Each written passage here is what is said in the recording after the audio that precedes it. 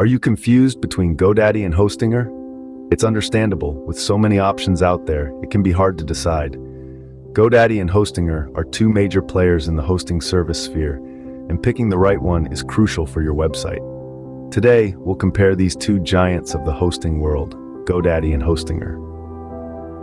Let's dive in with GoDaddy first. What are its strengths? A standout is certainly its user-friendly interface, making navigation a breeze.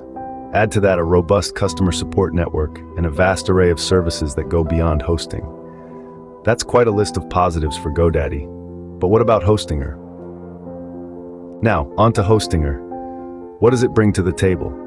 Hostinger shines with its pocket-friendly plans, boasting impressive server speeds that won't leave you hanging. Plus, who doesn't love a free domain name?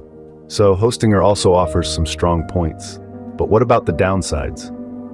No hosting service is perfect, and that includes GoDaddy and Hostinger.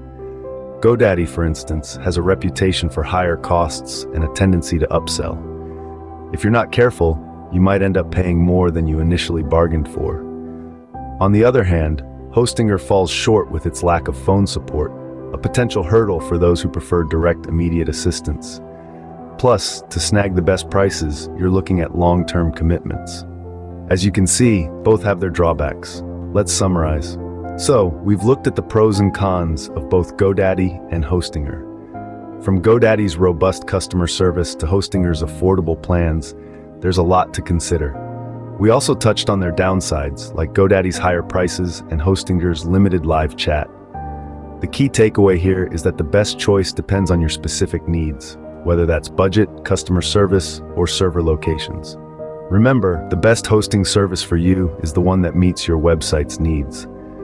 We hope this comparison has made your decision a little easier. Thanks for watching.